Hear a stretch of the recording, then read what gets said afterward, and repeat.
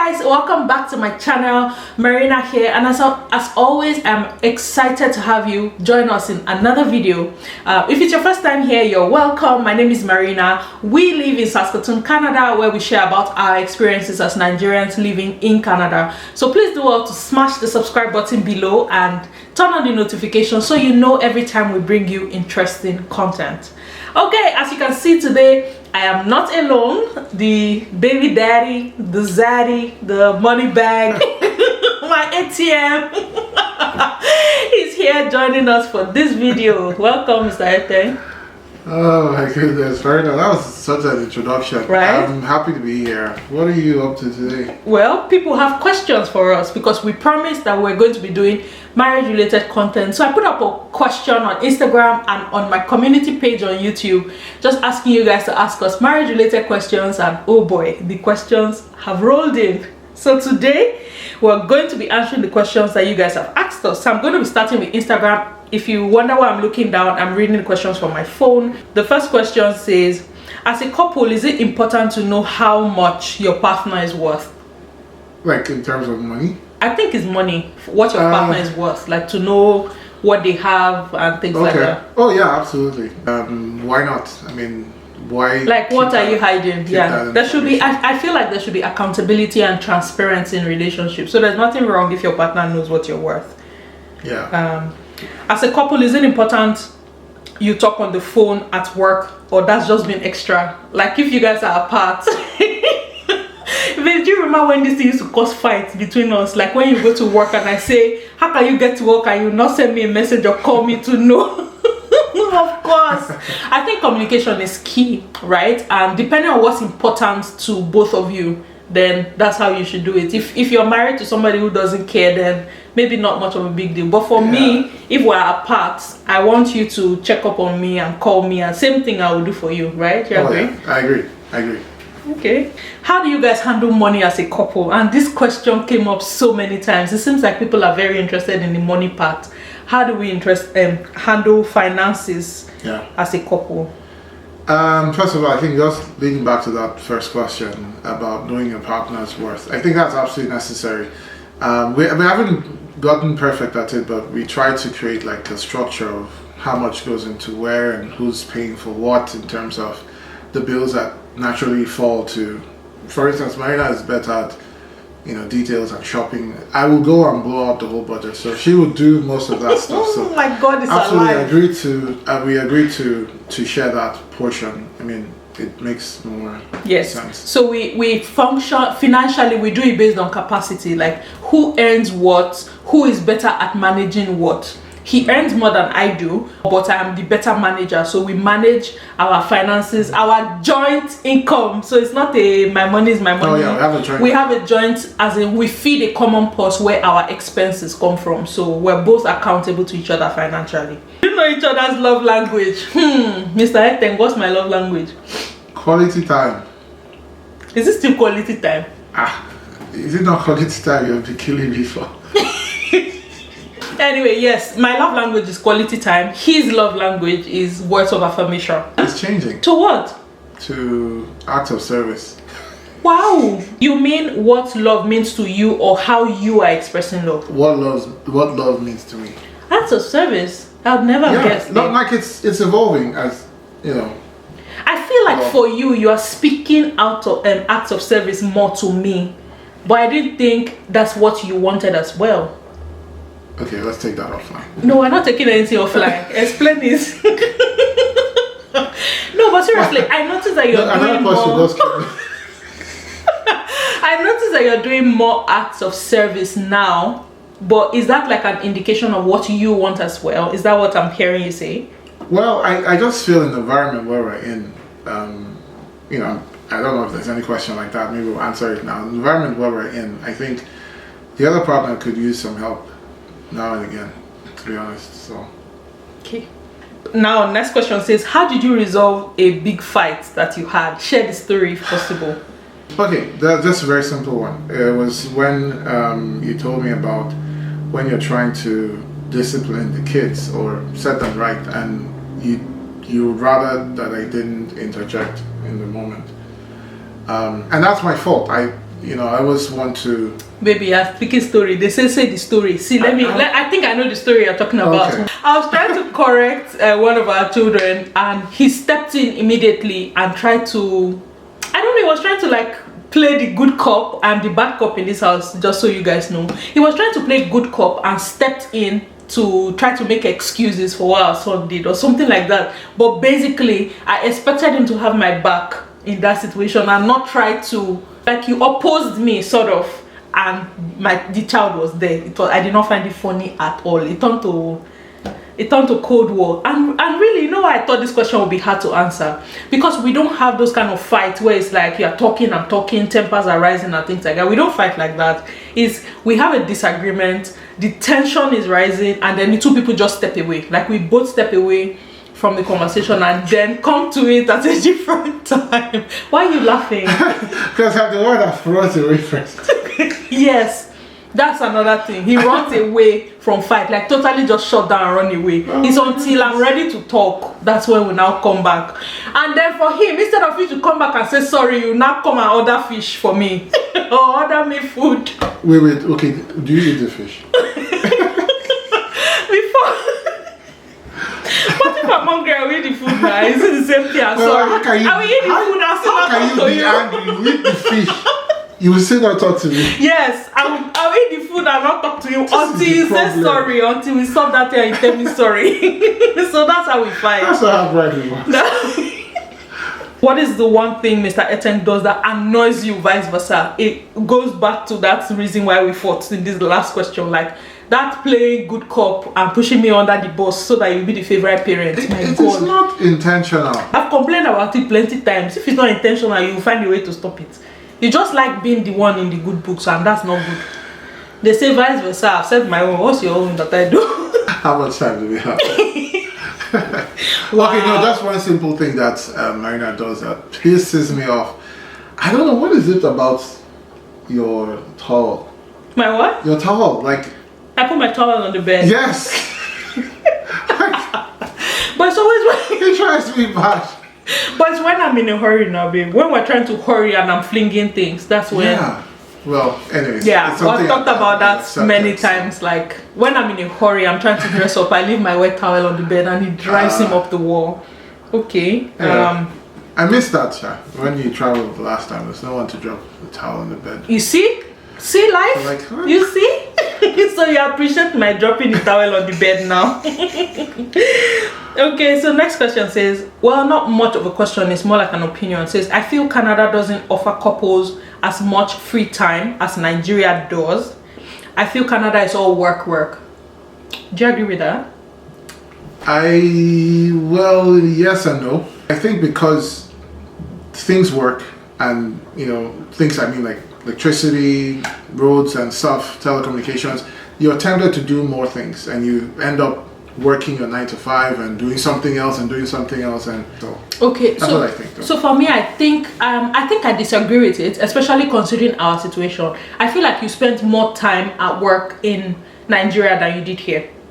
In Nigeria, Fred's work was like 6 a.m. to 10 p.m. Honestly, banking in Nigeria is crazy. Like, if you've been a banker in Nigeria, you know how that is. That doesn't happen here. Here it's more like it's 8 to 5. 8 to 5 is 8 to 5, especially except if you're doing maybe like a project that needs you to do extra, or something goes wrong and you need to work off hours. And if you work off hours, you get the time back. But because you now have more free time, the tendency to now dabble into plenty things that will now eventually stretch your time. I think that's what you were trying to explain, right? But when it comes to work, the work hours here are more fixed. They are more, it gives you more time for your family if you don't have many other things that you're doing on the side. How do you get your husband to help around the house? I don't talk that are no different. So it's like person's talking about their own situation. How do I get my husband to help around the house? You guys, honestly, it was one of I can see you. It was one of the major things that we used to fight about when we were new in Canada, because Fred has never had to do chores, never, since until we moved here. Same thing for me. We had living help. I had a family member living with us, so he didn't have to do chores, I didn't have to do chores. But when we came here, it was like automatically all the chores now fell on me, and it was a lot to handle. That's the truth, because in the first 4 months when we lived here, I didn't have a job. I was not going to school. He was the one going to work, so I had more free time, and then it made sense for me to take on more responsibilities around the house. But when I started going to school and it was like full day, it was no longer sustainable. He thought about it, but eventually I think he just came to the point where he started to see the benefits of being involved. Like the times where he would step up and just do things around the house, the response he would get from me made him so happy. He was always rewarded when he was a good boy. But anytime Mr. Eteg has been a bad boy, we will treat the bad boy. It was a lot of fighting, I'm not even going to lie. But now I think for him, he has just come to the point where seamlessly he sees the benefits of being involved, and he has come to enjoy just being involved, not just for himself, but for the model that we're trying to create for our children. So well said, well said. Okay, next question. What's the hardest lesson marriage taught you? I think just understanding that it is, it's absolute selflessness. The days where I'm selfish, there's friction, and it's just that consciousness that if I do anything, what is the motive for the thing I'm actually doing? And I find that once I put her first, we don't have issues. Hallelujah, glory to God. What's the hardest lesson marriage taught me? I think it's just the realization that you're not going to like each other every day. You're not going to like each other every day. Like for me, I thought something was wrong with me on the days where I felt like, I don't like you very much right now.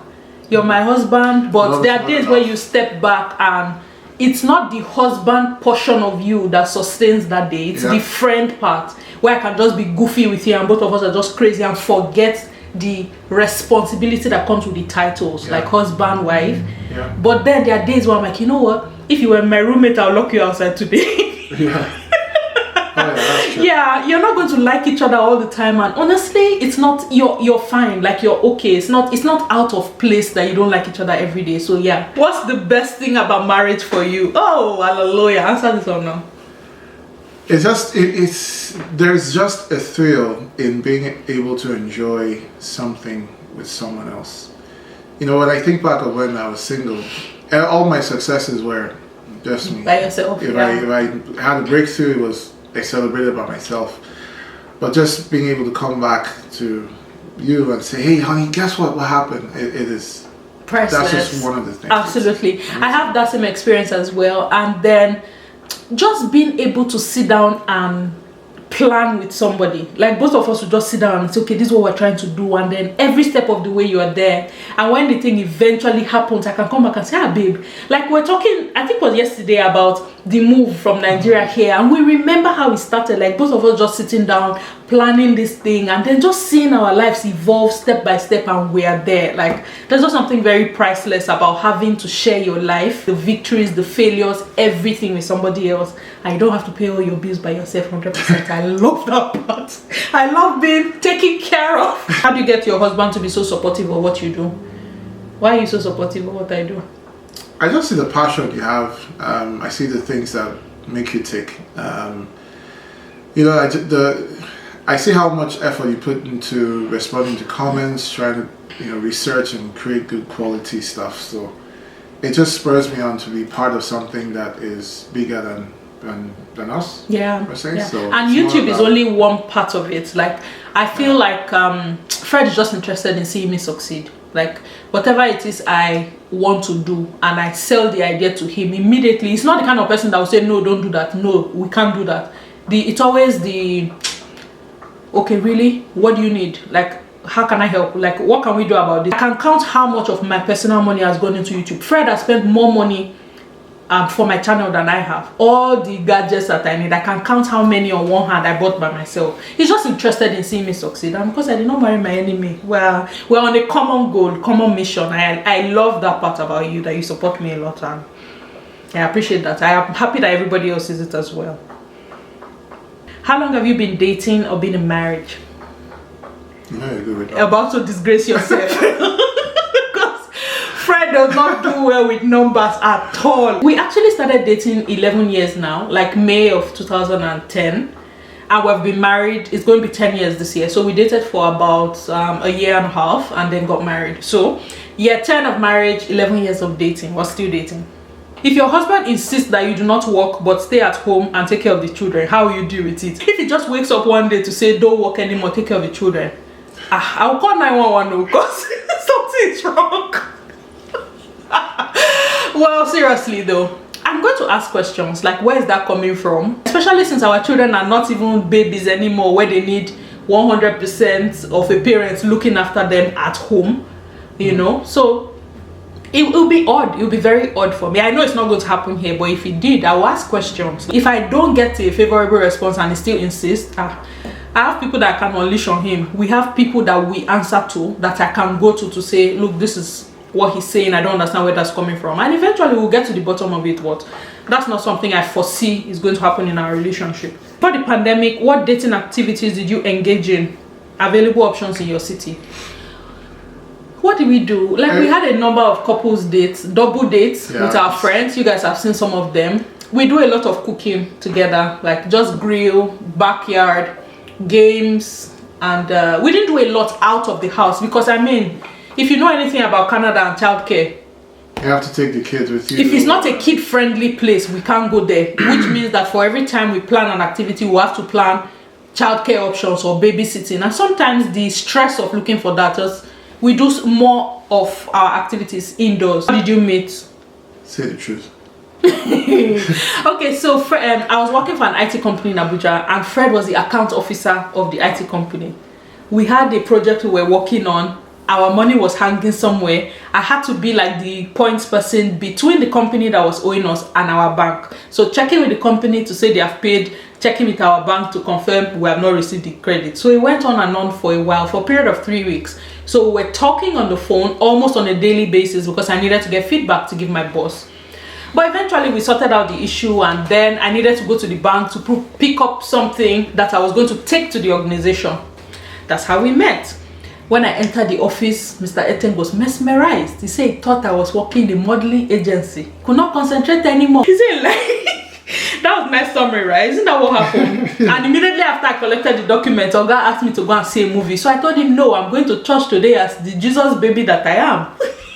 It was not the first day. It was right after, babe, first day. That was not the first day. Sweetheart, Like you asked me, no, the day I met you. You said, hey, what are you doing later today? Do you want to go see a movie? And I said, no. Okay, but we were talking for like 3 weeks before then, right? Yes, we had been talking, but nothing personal. It was still work. It was after that day. It's a very harmless invite. Like, I mean.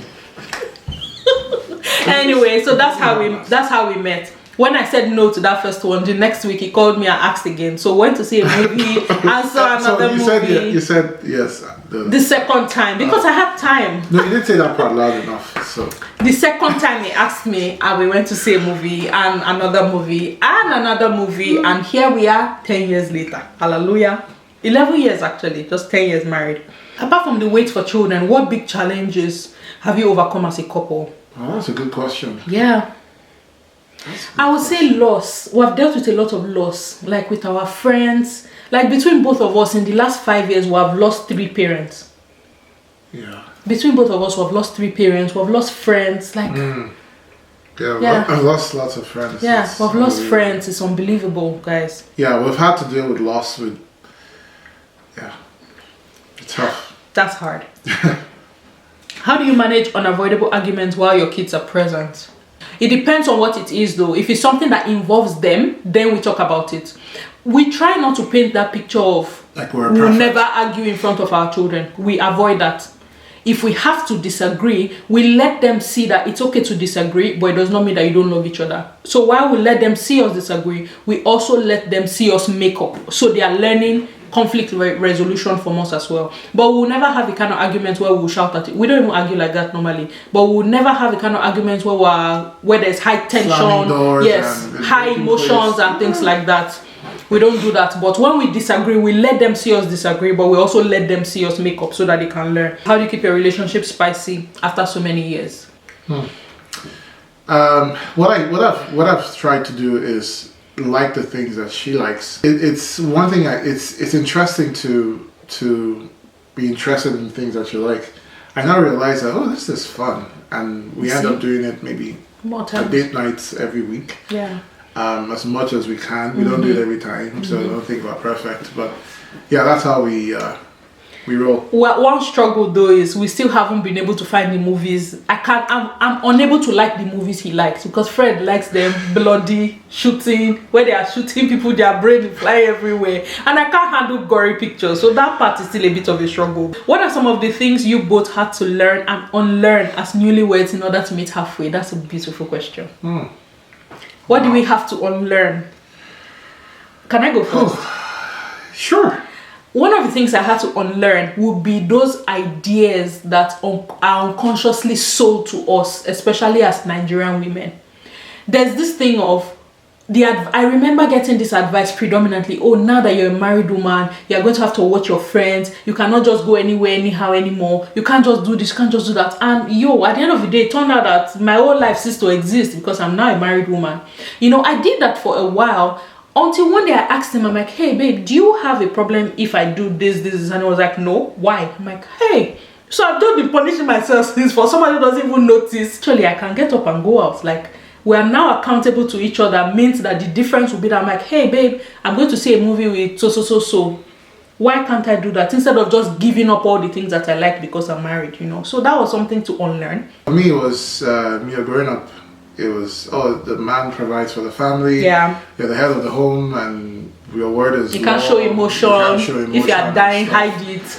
So those are things I quickly had to throw away because it didn't work. You think, oh, I'm providing and there's light, there's a place to live, that's enough. No, it's absolutely not enough. So some of the things I had to unlearn and try to get involved.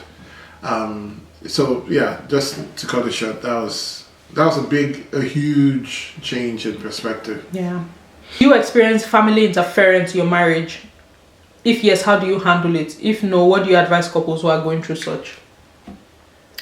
We have been lucky when it comes to in-laws and family interference because we are both very stubborn people. In case you cannot tell, we're stubborn. Like for me, it's very hard to just get me to do things, especially when I don't understand. I will ask you questions. I will ask. And for him, it's the same thing. So we're independent people before we decided to get married. So we knew that a lot of what was going to happen in our relationship. Baby, I want you to answer this part. Oh yeah, for me, it's stubborn in a very nice way. I would never do anything that I don't want to do. We're from families that are generally, I don't know, just blessed. They respect us, yes. They respect. It's not so much what we did. There was also that this is who they are. Exactly. Exactly. So, yeah. There were some things my mother would never bring to me because she knows Marina is not going to do this thing. So it saved us a lot of trouble just being who we were, and they accepted us for who we were. So we didn't have interference at all. For couples that are going through that, I would say both of you need to go back to the drawing board and really determine what you want. If you're the spouse who is constantly going to your parents with everything, it's going to be a problem when you now need them to back off because you have invited them into your decision making, you have invited them into everything. It's now going to be hard for you to say, oh no, you can only come this far. So both of you talk to each other and understand that you are both now your nuclear family. Create boundaries, create healthy boundaries, and let everybody know what is accepted and what's not accepted. I don't think it's too late to change if that's what you have been doing. So that's the advice I'll give to anybody dealing with that. How easy was it for you guys dropping your lives in Nigeria and relocating to start afresh? Beautiful question. Because I legit have palpitations. We talked about this yesterday. That was the biggest risk we have ever taken, to be honest. It was a risk. Like we didn't have anybody who had done that before us. Nobody had gone ahead of us. Just one friend, which technically should not have been enough. But yeah. And the thing is, the good thing, I'm also grateful that we didn't know everything. Exactly. It would have overthought, to not come. How little did I know, or did we know that we'd have to start our lives, at least our professional careers, almost from the beginning. From the beginning, yeah. If I knew that, maybe I wouldn't have. Maybe you wouldn't have, exactly. It's good when you don't know everything, so that you take that next step. It was a risk. It was a chance that I look back now and I'm glad we took the chance. How do you cope with not being around majority of your family? Do you miss Nigeria? If yes, how do you get around it? It's hard, you guys. It is hard. Like for me, when I sit back sometimes, I think about the fact that when my mother went with me to the airport to say, hey, bye-bye, don't worry, we'll come and visit. If somebody had told me that that's the last time I would have seen my mother alive, I probably would have hugged her a little longer or hugged her a little tighter or even put her inside my bag and bring her here with me, you know. So that part is tough. Just seeing your family call you and your heart to first skip 2 beats 2 times because you're not sure what you're going to hear on the other side of a call. Like I legit had to talk myself out of that, like to say, you know what, when you see a call from your family members, your default response cannot be what has happened again. It's why can't you be excited to say, oh, my family is calling me, I'm just excited to hear from them. So it's hard. That part is not easy at all. Like video calls can only do so much, right? Yeah. Do you miss Nigeria? I do, actually. What do you miss? Food. Street food, precisely. The chaos. The chaos, right? Like the madness. Like, you're in front of a traffic light and it's red. And someone's like, stop. Why are you stopping? Now there's nobody coming. Like, They will insult you for stopping at the traffic light as red. We do miss Nigeria. I have a video on my channel where I talk about the things I miss about Nigeria. I'm going to link that for you guys to check out. How did relocating to a different country affect your marriage at first? Was it affected negatively or positively or nothing changed? Baby, I feel this is a full video. No. Yeah. This is going to be a full video in itself. So please, oh, this was asked by Daisy. Hi Daisy. I'm going to make we're going to make a dedicated video about this. So we're going to talk about that in a separate video. What has been the most important virtue that has helped your marriage stay solid? Is love enough to keep a marriage going? Well, no. Love alone is not enough. The most important virtue, I think, is mutual respect. For me, I think it's mutual respect. Yeah, absolutely. I wouldn't say I do everything and tell Marina. There are some things I will do and probably not tell her. But wow, there are certain things that I cannot even consider if she's not aware of. So I think, yeah, that's a good one. Mutual respect. We're accountable to each other. We can go through all we respect each other. We're accountable to each other. That's a beautiful question. What has it been like parenting in Canada? Who's the busiest parent at the moment with regards to work? How do you balance it all? It's certainly different from what we know, what we knew in Nigeria. Do you agree? Mm-hmm. And we have actually made a video about this, how we discipline our children in Canada. I'm going to link that on the screen and in the description box as well. I've talked. Who's the busier parent? Is me. Yeah, when you're juggling school, YouTube, work. Yes, I'm the busier parent right now. How do I balance it all? It's hard, but I have his support. And I have a video on my channel too where I've talked about how I balance it all. So I'm going to refer you to that. How do you cope with work and your kids there in Canada? I mean, school runs and all, and work. So I typically do school runs. She gets them ready for school. I prep breakfast and lunch, take them off to school or daycare, whatever, and bring them back. So, and then, yeah. For school runs, we walk around schedule. So for the times where he has meetings around pick-up time, I go and get them. But predominantly, he does drop off and pick up. How expensive is it raising children in Canada? I think the biggest expense is daycare. It's always childcare. Clothes are expensive. Good thing we don't pay school fees like that. Yeah. So that's a save compared to what it would have been in Nigeria. We don't pay school fees. So it's daycare, it's extracurricular activities. Those things are expensive. You know, my children are not in a lot of those things, but so far we have found a way to manage the expenses in a way that we are not drowning in them. Okay. How do you balance work life and family life? Do we have balance? No, I think the thing we need to do, I think we do those things well, but I think one thing that we've failed to do properly is vacation. We absolutely need to do that. Travel more as a family. We need to do that. But baby, in fairness, that's something that we're going to do last year until your Kokoro say, oh my beer, and locked all of us inside our houses. I think it is necessary. For families to travel, to explore together. Yeah. So yeah, balance work life and school life. It's just understanding what is important per time and focusing on it.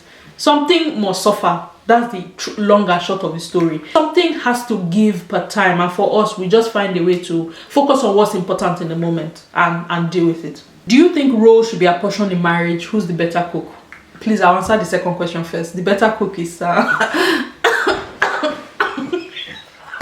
who is the better cook, Mr. Ete? They not say who can cook fried rice, so they say who is the better cook. Please, I'm the better cook. He cooks fried rice a special way, which is really nice. That I don't know how to. Honey, don't forget how many times I've told you, let me take over cooking the soups or the stew. I used to cook those things. You guys, we are now going to let Mr. Eten cook soup and stew, and we are going just to let me do it. Let me do it. Okay, thank you for that pass. Do you think roles should be apportioned in marriage? Who roles help? Who roles help? What do you think? Nah, I mean, like in where we're heading to as a world, I don't think so. Well, personally, I still think that there should be some for clarity and for order. I still think that there should be roles apportioned, but I have a problem with roles apportioned on the basis of gender. Yeah, that's why I have a problem. Maybe that's what you were thinking. Yes, I have a problem with roles that are apportioned only on the basis of gender. I feel like roles should be apportioned on the basis of competence. Strength. Who can do what? You know, it's like saying, oh, it's a man's job to do the heavy lifting. Like if my job was a weightlifter and I can lift 250 kg, I will not expect you to do the heavy lifting. And again, that's competence, right? And interest as well. Exactly. For instance, there are things that I like to do that naturally fall to you, yeah. So I mean, so now say because I'm a woman, I'll struggle and say no. You are the one who should cook because you're a woman, or you're the one who should be more nurturing. Look, whether we like it or not, and there are men that can be more nurturing than women. When it comes to our children, and the patience to sit down and just listen to everything and listen to all the whining, Fred has more patience than I do in that case. So does that make me a bad mom, or does that make me does that mean something's wrong with me because I'm not like that with children and he is? So to now insist that because I'm the mom, I'm the one who should do those things when he's clearly better at it, it doesn't make any sense. So for us, we apportion roles on the basis of competence, on the basis of strength, on the basis of interest. Who can do what per time? Now you go do and finish. How do you raise godly children in a place where there are challenges in doing so, especially as some cultures over there are not in line with our Christian beliefs? Wow. We should put that in the video too. Maybe part of. I think so. What we do as a family to enforce our godly values. Change marriage and stuff. Maybe we can put that in the video too. This is definitely going to be in that other video. In the video of how coming to Canada changed our marriage. We'll talk about this, please. How are things looking on baby number 3? I don't know. Mr. Eten is not answering. Well, we don't know about baby number 3 right now. It's not looking like that's gonna happen, but we don't know. What God cannot do does not exist. Ask Mr. Fred one thing you have always wanted but never asked. Ha! I have a back. This question? Somebody who clearly has my back. Thank you, baby. You know who you are. Thank you. One thing that I've always wanted to ask that I've not asked. In actual sense, there's nothing I've always wanted to ask that I've not asked him. Me, I'll be weary like that. When I want to ask something, I will say it. So there's nothing I've always wanted to ask that I haven't asked. Yeah. Yeah, I asked him straight up. Are you team hairless or hairful, Marina? Short hair or long hair? I think I like the short hair. But you said you wanted a blend of both, like have short hair sometimes. Yeah, I was going to say that. Okay, so that means you're going to invest in wigs, right? Like really nice wigs, because that's the only way I can have short hair and long hair at the same time. Those wigs they used to put in vault because of how much it is. Yeah. Bone straight. That's what I want that I've not asked. Please, bone straight. How do you share bills as a couple? Share bills as a couple. The answer to that question is to fiakwa. We don't share. I ain't sharing nada. Wait. Is she talking about like bills when? How do you split bills?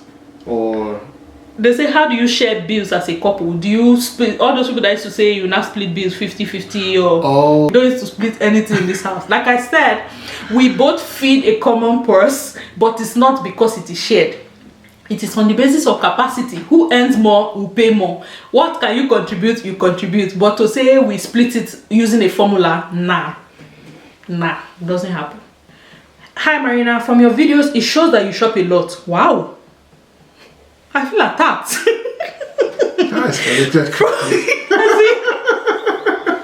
From groceries to clothing, makeup and co. Please, how do you manage your family account? I mean, who pays for the shopping? How do you both contribute to the house? Who pays for what? Do you pay your salaries into one? Man, this person came ready for me. Only small play, you have carried bomb. Wow. Do you pay your salaries into one account and spend from there? Who pays the kids' bills? I want to understand how your financial aspect works, because most of the time you're the one doing the shopping. I hope I'm not offending you. Of course not. I'm not offended. It's just a lot of questions in one. First of all, Marina doesn't shop a lot, guys. What you guys see in the videos is just me doing grocery shopping for our family, and that's food that we eat. It cannot be. It's not like I'm going shopping for clothes or shoes or bags for myself. Everything that you see me show you that I shop for on this channel, trust me guys, there are things that are needs at that moment that are absolutely necessary. Like makeup is once a year now. Powder is once every 9 or 10 months. Those things are necessities, like things that I need. As for the children, who pays the bills, baby? We have a savings account for them, for each of them, that we contribute to. So when it's time to do those things like back to school shopping, or it's their birthdays or things like that, all those things are saved and budgeted for. So nothing takes us by surprise. Do you pay your salaries into one account? Nope. We have separate accounts. Like I said when we talked about money earlier, we are financially accountable to each other. So we know when each other gets paid. We know what each other gets paid. I'm laughing because when I say we know when each other gets paid, we cannot deceive each other. We have the same employer. They pay us the same day. On the same day. So there's no... So you cannot lie and say they didn't pay my salary. I know that if I get paid, you got paid as well. So there's accountability. We feed a common purse that we pay our expenses from. What will you advise a young couple who are having recurrent misunderstanding? I think we qualify to have this conversation since we have been there. Go ahead, honey. I think for me, I just had to step back. You know, there's this thing you're always cautious as a man. Oh, you have to be careful so your ego doesn't come out. But trust me, even if you're putting a torchlight on your ego, it seeps out somehow. So I had to learn how to be selfless. I would ask myself, like, why am I really asking this question? I mean, what is the real reason? What's in it for me? And I always found myself having an ulterior motive. So I think that's one thing I have learned to do is, as much as possible, I wouldn't ask or suggest a thing if everything about the solution or the decision we made is affecting only me. Yeah. So that's one thing I did. There are many more. Yeah. So recurrent misunderstanding means that there's an underlying reason why this misunderstanding is recurrent. What's happening? And more than half the time, it's almost always one person is not listening. For me, that was me. She said I wasn't listening. See, my God is alive. And it used to be, my God she said is alive. I wasn't listening. So I now had to change. See how they are confessing to what you did not ask. Just let me land. She says I don't listen. And that's how I used to put it. Marina says I don't listen.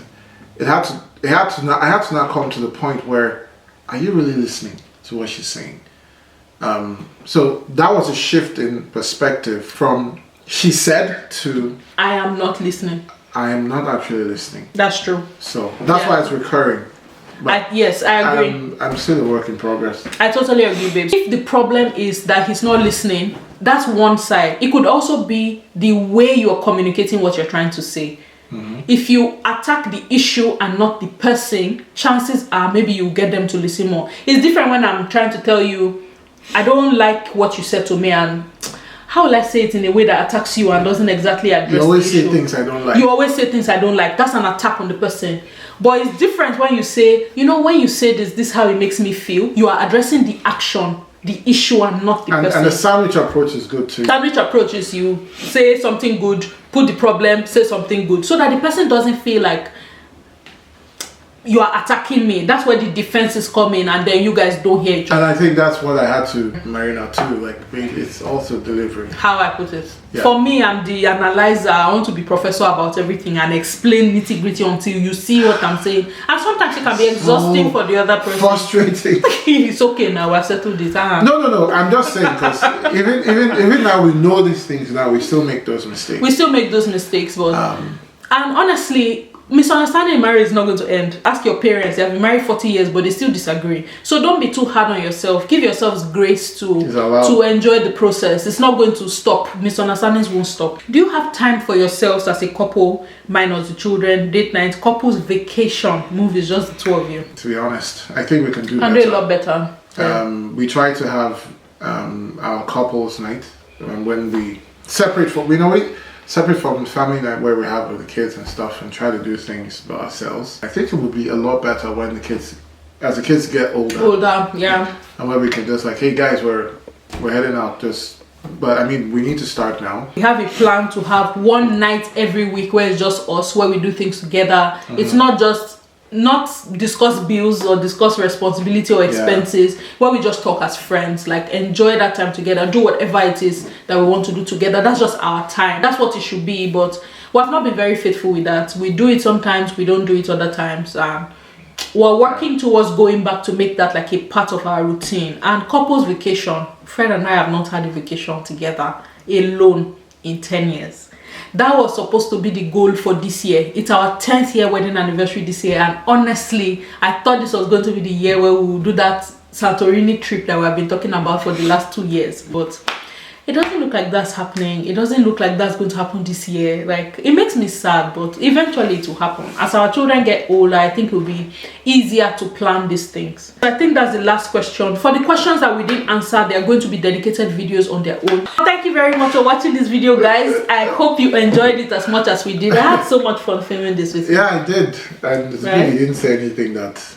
I didn't call you out. Put you on blast. Don't worry, the next one. But I'm happy we didn't. We just really spontaneous about it. Yeah, exactly. We hope you enjoyed it. If you did, please don't forget to hit the subscribe button below and join our family, okay? We're going to do more marriage-related content as we're coming up to our 10th wedding anniversary. It's going to be 10 years in August, guys. And leading up to that, we're going to have a lot more marriage-related content. So please stay tuned, stick around so that you don't miss any of the fun that's coming your way, okay? Thank you very much for watching this video, guys, and until we come your way in our next video, it's Marina and Zaddy saying thank you. Thanks, have a great day. Bye, guys.